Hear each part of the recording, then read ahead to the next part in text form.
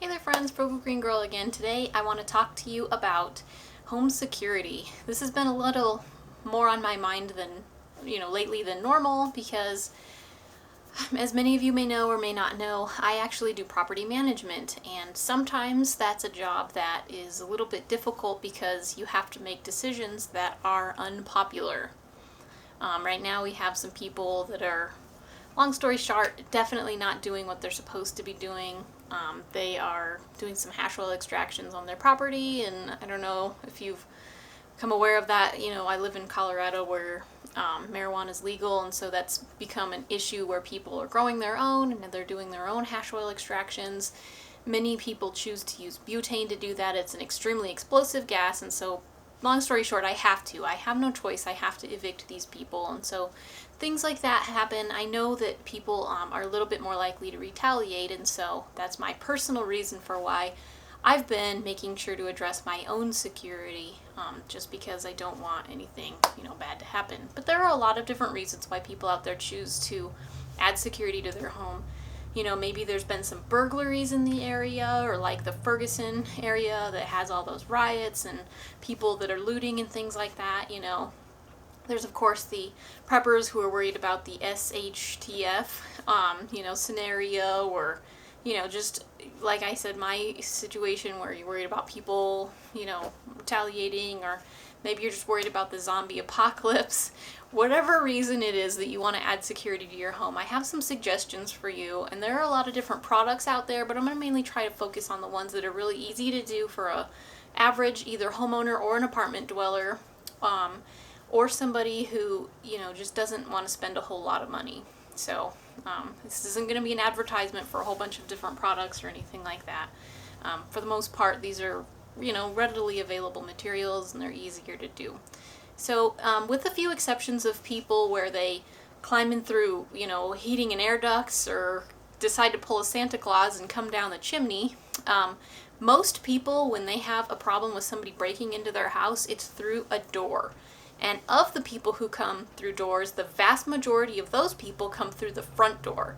So when you're allocating funds and you're trying to figure out what to do with your budget, if you want to add security to your home, if you need to prioritize, I would highly recommend focusing on the front door first. Of course, that can change depending on the configuration of your home and whatnot, but for the most part, that's the area you really want to focus on first. Of course, you can add security to the other areas as well, depending on what you need. So let's go ahead and start with doors first. So let's address the actual type of door, because you can do all kinds of things to make this door harder to break into, but if you just have a regular ordinary hollow core door, which is mainly intended for the inside of a house, not an exterior door, that's not going to work because it's going to be really easy to break into. So make sure the door that you're working with is a solid door, solid wood, metal, fiberglass, something that's substantial, and that's going to help a lot on its own. And so once you made sure that you've had a door, make sure it doesn't have any glass in it either. You kind of have to work with what you have, but if you're putting in a new door, that's definitely something to consider, because you don't want somebody to be able to smash through. If this whole thing were glass and you smash through it, you could just reach around and unlock the door. I mean, what good does that really do? So yeah, it's better to avoid glass if possible. The second thing you're going to want to consider is the actual hinges and the strike plate. Most people who break into a house, the way that they actually break into the house is by kicking the door in.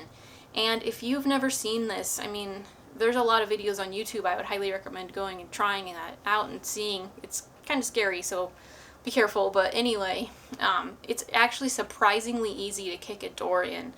I mean, some of the screws that are on this strike plate, when we first put in this door, they're just, attached to the door frame. The door frame is made out of like a 1x4, and then it's in the middle of it or toward the front. And so it's literally like a 1 inch by 1 inch piece of pine, one of the softest woods out there, securing the door shut. And so locking the deadbolt and or locking the doorknob is almost a total false sense of security, because literally one good kick and somebody's in. If it's a little bit, better of a door frame or something like that, it might be anywhere from 1 to 3 kicks depending on who's trying to kick your door in. I mean, a big guy or me, I'm not going to kick door in, but you know what I'm saying. Somebody who's maybe a little bit less good at it or new at it or whatever would have a little bit more trouble. But that still gives you about 1 to 3 seconds of time before somebody who's trying to get in your house is in your house. So definitely the first thing I would address is the screws in the door frame. I took the screws out of my strike plate and my hinges and I replaced them with 3-inch screws. So that instead of the door frame, the strike plate just being attached to the door frame, it's actually attached to the studs that were used to make the door frame. It goes all the way through the frame and into the studs. So I did that on the strike plate, on both my deadbolt and my doorknob, and on my hinges. And if you already have the screws out, I would actually recommend even adding a few extras to secure the door frame into the studs even better, because most of the time they just kind of tack it in place to make sure it's all level and then they can shim and all that stuff. So, you know, some heavy duty screws that really attach it to the frame is even better. This is a really simple and easy fix, you know, a few dollars at the hardware store for the screws. And it can make a big difference. I mean, you could still kick a door down, and this actually doesn't do anything as far as keeping a door from being pried open, but it's definitely a start, and it's very inexpensive. So another thing you can do is replace the strike plate. A lot of these strike plates are sort of a flimsy metal that can break fairly easily, so you can get a more sturdy one of those. Those are also fairly inexpensive. You know, another method that I prefer over that, because in my opinion, it's more important to protect us than it is our stuff here. If somebody broke into our house when we weren't here, they're not going to find much. We're not into electronics. We don't have a lot of, you know, things that are highly valued. I mean, I value them. I value my canning kettle and my dehydrator, but I don't think those are high dollar items on the black market. So when they come, if they did, to steal things, you know, when I'm not home, I'm not as worried about it. But when we are home, I'm more worried about, you know, injury, of course, to us. So the next thing that I have chosen to do is add what I call a kick plate. It's just a form of a barricade that makes it so the door can't be opened from the outside. Now there are several types of these, and again, I'm not going to give you a sales pitch, but there are different types of metal ones that go on the door that make it so that the door frame is more rigid. They make like it's like a C shape. It goes around the whole thing, and that gives it more stability and things. The form that I have chosen, I hope you can see this. It's just this metal bracket that I got at my local Home Depot store. It kind of looks like a little arm, and inside of this arm, I actually take this white 2x4 and I stick it inside the little arm here. And so that makes it so I can lock out pretty much anyone I want to, even somebody with a key. So this door can no longer be pried open, it can't be kicked open, and it can't have the lock picked. If we are inside and this is in place, I mean, even the police with a battering ram would have trouble getting in. So if that's something you're worried about. So if I were to unlock the door and try and open it, you know, it hits on this piece of wood and nobody's coming in. Some people might see this as an eyesore. So there are different versions of this barricade style. Some of them attach to the floor and actually hold the door in from the bottom.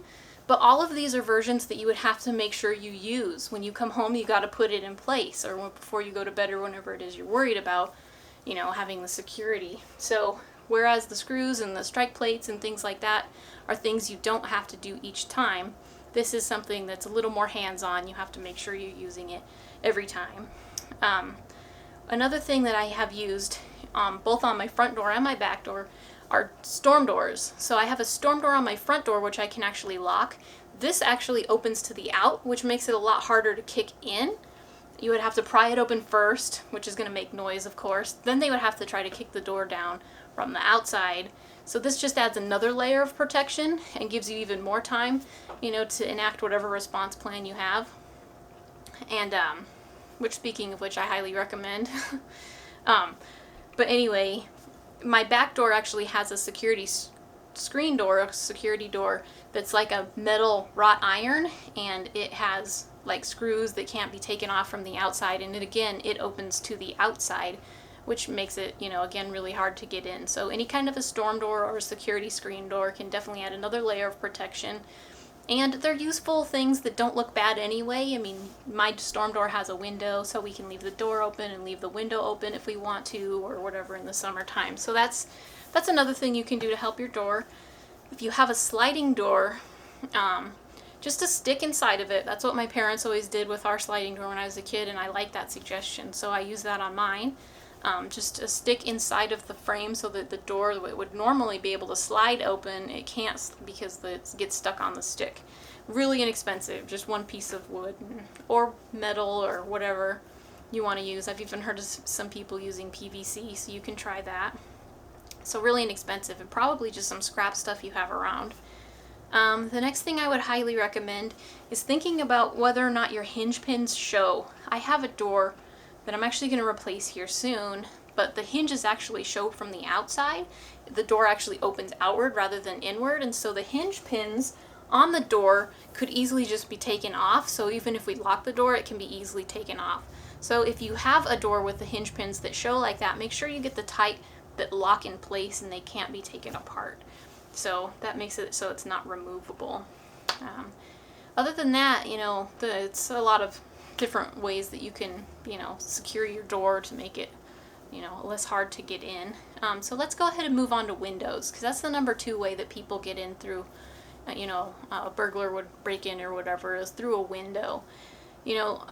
There is a suggestion out there. Of course, there's those bars. A lot of people don't like the security bars because they can actually diminish your home's value and even drag down some of the values in your neighborhood. So in addition to not looking real good, it can make your neighborhood look like it's kind of a rough neighborhood, give it that kind of appeal, or a look, I should say.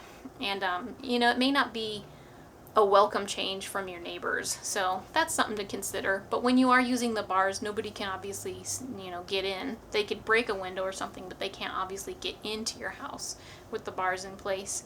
Some people use polycarbonate, like especially in hurricane areas and things like that. People will secure it to the outside of their window or the inside of their window to make it so that, it can be beaten up and things can hit on it and stuff, and it doesn't break the window if it's secured from the outside, or if it's secured from the inside. Once you break the window, you can't get in anyway, but this makes it so you can't open your window. So that's something to consider, but it does work very well. Some people use security shutters. Security shutters are very similar to storm shutters, except they lock from the inside. So you would shut them, and then of course you can't have a screen on the window, but you would reach through the window and then secure the shutters so that nobody can get in. This is a good method because it makes it so that nobody can break the window. So if you did have an intruder, your house wouldn't have a repair that's needed, which can be expensive to fix windows and things like that. So security shutters are a good option. They kind of block some of the light though, so there's a downside, and they're kind of expensive and hard to find. But they would be a good option if you live in an area with a lot of storms or wind and things like that. You may have a dual purpose for it, not only security, but also to protect your house from weather. Another option would be like a security window film. This is kind of like tinting. It's just like a plastic coating that you put on your windows, and it makes it so that nobody can break in. They can break the window, and this is invisible, unlike the bars where it's like a visible, you obviously can't get in. They try to break the window, and because the film is in place, it doesn't allow them to actually enter. They would have to hit over and over and over and over and over again, allowing you to get your response plan taken into action. So you do have to fix the window, of course, after the fact of, something like this happening, but nobody's able to get into your home to harm you or steal any of your possessions. So, and it's invisible, so it looks good. You can still use the window like normal. This can be a little bit expensive if you have a company do it for you, but if you're a little bit handy, you can do this yourself. It's really easy to do, or can be easy to do. But if you have like a slider window, like a window that basically there's 2 panes and the top or the bottom one goes up and down, you can just do the bottoms to help save money, because most of the people who are going to try to break a window to get in are going to use the bottom window. They're not going to try and break the top window and then climb in. So, you can save money that way. If you have a slider window with 2 panes next to each other, you will have to do the whole window. But if you have a multi-level house, you only have to do the bottom levels. And so when you actually compute how much of it you would actually need, it's really not that bad. And if you do the work yourself, it can be, a lot less expensive too. So I highly recommend this option for making your windows to be something that, burglars can't break into. And for just being plastic film, some people would think, oh, this isn't very sturdy, but there's actually some good videos out there that show the stuff in action with people trying to break in and having no luck at all. So it definitely gives you a chance to get to whatever it is you needed to get to, whether it's the phone to call the police, or if, you prefer to just try and deal with it, or have to. If you've called the police and they're not there yet, you have to meet them with your own force, whether it's deadly force or non-deadly, whatever it is you feel comfortable with. But, just have something to make sure that if they do get in, you're ready for it. So just some other general tips for adding security. So those are my two main ones for the doors and windows, of course, but just lights. Lights in general, just make it so that people can't do things under the cover of darkness. You don't only have to have them as a porch light, you can have them as, lights over by your garage or in your walkways or, on the sides of your house and things like that. Just having light makes it so people feel like they can't, get in very easily, that they would be seen by someone or a neighbor or, traffic passing by or something. So that can help a lot. Cameras, security cameras, this can be a little bit expensive, but sometimes if you just have one area that you're worried about, just one camera on the front of your house or something like that might not be too expensive. And that can also be helpful for other things, even if people aren't breaking into your house. If you have a package and it gets stolen, which is real common this time of year because it's December right now, you can catch the people who are doing things like that, or stealing your bike off of your lawn or whatever. So they can have a multi-purpose thing. If you're mainly just worried about security and you're trying to scare people away with the appearance of cameras, they make really inexpensive fake security cameras that have a little red light that blinks. So it calls attention to itself. It makes people think, maybe I better not steal. So that alone can be a deterrent, and it can be very inexpensive to purchase and to install. So there's another option. Make them think they're being watched. Okay. The next option would be to install a peephole on your door. If you don't have a way to see out your door, whether it's, a window that's nearby that you look through, or a small window in the top of your door, if you actually have to open the door if somebody comes to your door, all of a sudden, all of the things that you've done, your barricades, your kick plates, your, securing them with extra screws and all these different things, they are not going to help if you have to already open the door. So having a peephole make it to where you can see through can really help make sure that if there's anybody sketchy out there, if you haven't already locked the door, put your barricade on, maybe it'll give you the chance to make sure that it's in place now. Another option would be make sure that you don't draw attention to yourself, because of course criminals want things that are easy. They want to make sure the house they're getting into is going to have some stuff that's worth stealing, and it's going to be easy to break into. So my neighbor across the street from me actually bought a big TV recently, and they set the big huge box advertising that they had this huge TV right next to their garage, and they left it there for a week. I was driving by that and I was thinking, oh my gosh, you guys need to break down that box and put it in your recycle bin, because it's like inviting people who want to steal a big TV. Hey, guess what? This house has one. So if you have boxes or other types of things that you've just recently purchased, make sure you put those boxes either in your recycle bin right away, or store them away until you have enough space in your recycle bin to fit it or whatever. Stick them in a garage or a shed or something, and out of sight, so that you don't have a big bullseye on your house, to rob us. You definitely don't want to do that. So that's something to consider. Make sure your dog and cat doors are secure. Even if people don't get into them, this is actually really common to have wildlife come in them. My neighbor actually had some raccoons come right in their house and start eating their dog food. So other types of robbers can come in too. So anyway, make sure, especially if it's a big dog door and people can walk through. But it's better maybe to not even have them at all, or if you do, secure them. And then my last suggestion would be to make sure that your garage door is safe. it is actually really easy to break into a garage door. I don't have any suggestions on how to actually fix one to make it so it doesn't open easily, because I don't have a garage door, so I don't have anything, that I could share with you from my personal experience. Although I have seen people's garages get broken into and stories of it happening, and so, it's important to get some, devices in place. My grandpa's garage has a little metal thing that goes into this.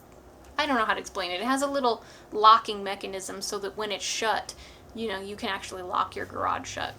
So that'll make it so that, your garage is safe, your car that you've parked in there is safe, all the items that you have stored in there is safe, but also your house is safe, because if you lock all the rest of your doors, but you leave the one leading to your garage unlocked and somebody can just open the garage door and come right in, it also makes sure that you're safe too. So there are my suggestions for home security, the things that I've tried, the things that I use. Some of them, I haven't actually tried out, but they are things that I've seen. I would like to hear from you. What have you tried to see, what has increased your security? What types of things have you done that's been inexpensive and effective at, keeping out what would be burglars and criminals and things? I would like it if we could all share the information and learn from each other. So thanks for watching. I'm Frugal Green Girl, and we'll see you next time.